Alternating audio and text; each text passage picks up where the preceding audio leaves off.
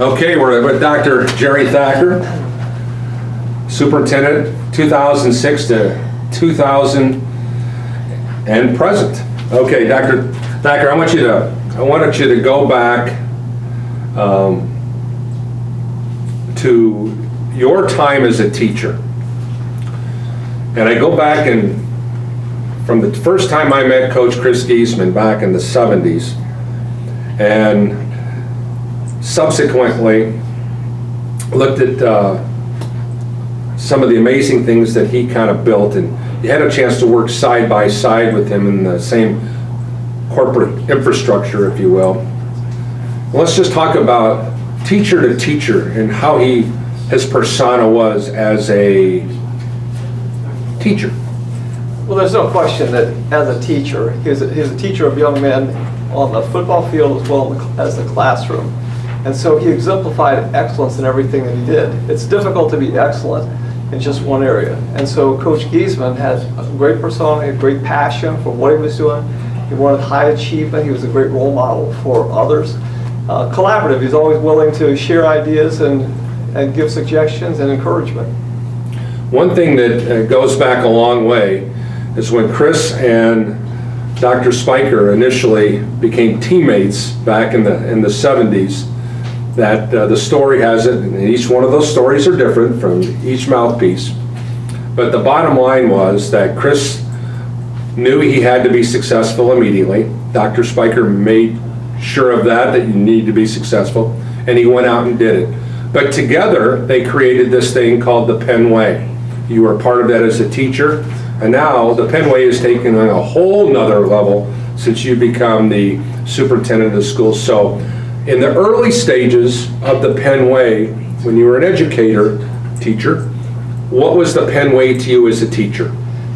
Well, there was a commitment to excellence. When Dr. Spiker was the superintendent, of course, when I became a teacher, in fact, he was my first year as a student teacher, he was the new superintendent. So he was always a great role model to me. In fact, I told people as a young teacher that I wanted to go into administration and make a difference like Dr. Spiker.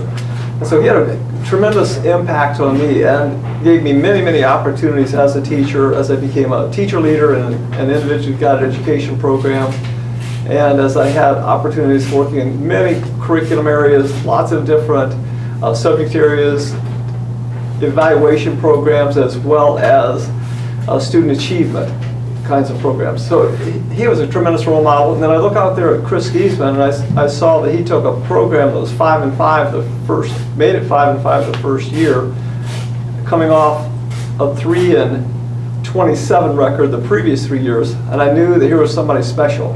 I knew that Dr. Spiker was special, and so I watched how Dr. Spiker acquired talent and developed talent. So as role models, Dr. Spiker's always been special to me. Great mentor, longtime friend, and a fabulous administrator. I look at Coach Giesman, the same kind of person. They were very, very much alike. Both of them wanted to excel. They wanted to achieve excellence. They knew they had to do it by creating excellence and developing other people. They couldn't do it alone. So Coach Giesman had a tremendous impact, not only on football, but on other classroom teachers, as well as all of the other sports, because he was winning, and he was winning big. You have taken the Penn Way to a whole nother level. It's like going from the varsity of the high school to the NFL. It's become the brand of Penn Harris Madison across the corporation in hiring the best talent. Excellence is expected, and quite frankly, is demanded of your subsequent staff and everything else. So let's talk about adding on to a fine tradition and taking it to the next level. Well, it's been a privilege to build on the great success that Penn Harris Madison has had. And of course, when I look at the things we're trying to do and learn from Dr. Spiker as well as Coach Giesman, excellence. So we have a vision of excellence, and that will be in every single area. That's in school safety, so that we have physical and psychological safety so that the students and teachers can self-actualize and achieve at their highest possible level. We focus on continuous academic achievement. We focus on a triangle of success that connects the students, teachers, and the parents. And then we have great involvement. We focus on relevant and focused professional development to keep everybody growing from the beginning of their careers right through the end. And we make sure that we value and celebrate diversity. We want everybody to feel valued and significant in Penn Harris Madison School Corporation. And then, of course, customer service. We want to make sure that we're great partners with our community, our parents, internal and external customers. And then, as we are marketing positive images and creating positive public relations, that's based on significant positive results. You've taken the branding of your physical infrastructure to a whole nother level, and it really kind of started with our friends and partners in both of our cases, Teachers Credit Union. My good friend Paul Marsh and his team at Teachers Credit Union have been fabulous with our team over the course of 24 years now. They're great. Let's just talk about the TCU at Freed Field and the mindset of putting that image together for fans for years to come. As we looked at our partnerships and talk about the triangle of success connecting students, teachers, and parents, it's broader than that. It is community partners. Paul Marsh is an extraordinary leader, visionary, and so they achieve excellence. So we're thrilled to have them as a close partner. So when we created the partnership, which took a lot of time and due diligence on everyone's part, that we were able to create the TCU Freed Field. So with TCU Freed Field, that put a brand, just like if you're in a huge mall and you have an anchor store, that's an anchor because they're just a magnificent, well-known, and excellent brand, kind of a gold standard of excellence, so that we could then create other partnerships. So we're proud of that partnership, and it has helped us develop other partnerships. We've had naming rights with a number of other partners to name baseball fields, softball fields, soccer fields, tennis courts, concession stands, and of course classrooms throughout the school districts. And that's based on the great partnership with TCU Freed. Let's take the vision of changing the outside infrastructure this past year of the football field. So when people walk into this already wonderful facility, now they have a whole new look. So talk about your vision behind changing some of that infrastructure.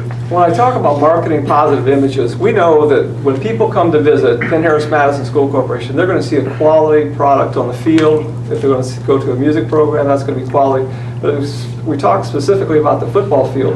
We knew we had a beautiful turf with the AstroTurf that we have out there, high quality performance, but as you walk in, we wanted to make sure that it was kind of eye-popping and was something that would make people want to be part of Penn Harris Madison. So when the visitors come in, we want them to say, wow, we wish we were like PHM, like Penn High School. Let's have our children go here.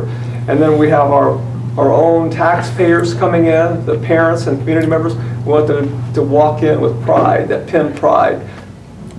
One thing that I know that in doing the Penn games that I've done, when you walk in the press box, it's like Elvis is coming into the building. You always take the time to visit with everybody who's there, whether it be Dwayne over there doing the PA, patting him on the back and saying hi to everybody. You're always making sure that you're seen and you're at all the events. And this takes a tremendous amount of commitment and dedication to say to everybody that's in the building who is at these games and whatnot, that I appreciate you. So let's just talk about your servant leadership type mentality. Well, there's a third question, that if we want people to know that we appreciate them and that we expect them to achieve excellence, we have to be visible, so that create a high level of visibility and support. We talk about achieving excellence, so it really means high expectations for success. So we have to create success and support.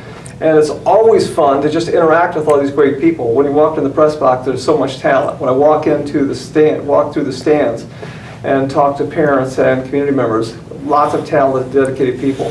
And so it's just fun to support all of our programs, especially fun when the Friday Night Lights come on. It's fun to be there and support everyone. All right, Corey Yeoman has done a masterful job of taking over for Chris Giesman. This thing didn't miss a beat. He takes over the first year. What do you know? That let's go to Indianapolis the first year, and they haven't missed a beat. What do you think is Coach Yeoman's key to success? Coach Yeoman is a product of the program. He was a great football player for us, and he became an assistant coach and a coordinator. He was mentored by Coach Giesman, who was National Player of the Coach, National Coach of the Year twice. So we think about his passion, his dedication, his attention to detail, developing his coaches. As I've watched over the years since I've been here, I've watched from the beginning of Corey's coaching career as a head coach, he has developed tremendously as a leader. He's developed his entire staff to be better than ever. And so I'd say the tribute is to Coach Yeoman is that he's focused on continuous improvement. So it's not just a great team that we'll have every year, it's a great program. One thing that is really unique is the fact that Chris put together really a Hall of Fame coaching staff for his entire career. And as those guys left the program, young coaches came into the program that Corey selected or mentored to get into position. Yet here we are, the majority of those Hall of Famers are no longer coaching, and yet this program has never missed a beat. It's still at the same level it was when Chris had it and all those coaches were all collectively together in their heyday. What do you attribute that success to? Well, there's no question that they're both great coaches. They have basically the same winning percentage, and they've both been in championship games, with Coach Giesman having coached longer and won more state championships. But the success is the ongoing dedication to personal and professional growth. When I watch Coach Yeoman continue to grow as a coach, continue to look around to see what the best kind of strategies are to employ, the most effective offensive, defensive, his ability to develop his assistant coaches, their ability to put the players in the positions where they'll be most successful so that everybody can contribute to the team. And whether that's in a practice, it's in the leadership, as the seniors have a lot of authority for and responsibility for leadership, and it's on the field. When you look at the story of Penn Harris-Madison, from its beginning, and once again, you weren't there at the beginning because this was in the 50s, so there's gonna be a portion of the book that Kenny Hurd is writing, From Barn to Castle. So we've taken this little barn, donated here over here, but from point A here on Bittersweet, and it's become a castle. It's really kind of a storybook. So what would you say to people when they read this, Barn to Castle? What's your thought on that? I think from the beginning, we had talented people working in Penn Harris-Madison. I'm sure that all the superintendents were talented. I'm sure that all the coaches were talented. That doesn't always translate into victories. Some people are better at implementing and performing and achieving at a higher level and getting other people to achieve at a higher level. And so I think what happened with the first superintendents, who I know were really talented, when Dr. Spiker came here, his level of commitment, the continuity, he was here for 21 years. He did a fabulous job. And I say so often that Penn Harris-Madison School Corporation is the house that Dean built. Okay, he's made a tremendous contribution, the continuity, the continuous improvement, focus on professional and personal growth. The same thing in the program of football. I know that we had talented coaches. None had even close to the kind of success that Coach Giesman and Coach Yeoman have had. And that too is because of commitment, long-term success based on their continuity in the program, understanding what excellence is and how to achieve it. They're just better at it than so many others. And Coach Giesman has always told me, hard work is not enough. Sometimes people have a knack for it. What we saw was the genius of developing leaders with Dr. Spiker, with Coach Giesman, and Coach Yeoman. Under your direction, you've seen this athletic program win other state championships, girls basketball, you've seen baseball, you've seen all kinds of amazing things, the football program still, and we can go on and on about all the other things. So it's really not just about athletics, robotics. I mean, across the board, the standard of excellence. How do you, as a administrator and the quote unquote the head coach of PHM, how do you rally everybody together and say, I demand you to give me your very best, when there are so many different personalities, so many different egos, so many different things going on simultaneously? How do you put it all together from your spot as the head coach? Well, the first thing is to have that vision of excellence, and then to have major goals that everybody's committed to, and then of course monitoring the goals and ensuring success in each of those areas. And so when I think about the successes that we have, and you're right about all of the athletic championships, we've had a number of programs such as volleyball, girls basketball, the wrestling team, win championships in the last several years. That's the first time they've done that. but winning more and more championships across the board. Our winning percentages is higher than ever. And then we look at the classroom. When I started here, the graduation rate was 79%, now it's 97%. That's the highest in the state of Indiana with a graduating class of 500 or more students. We rank in the top 10 on I-STEP out of approximately 300 school districts in the state of Indiana.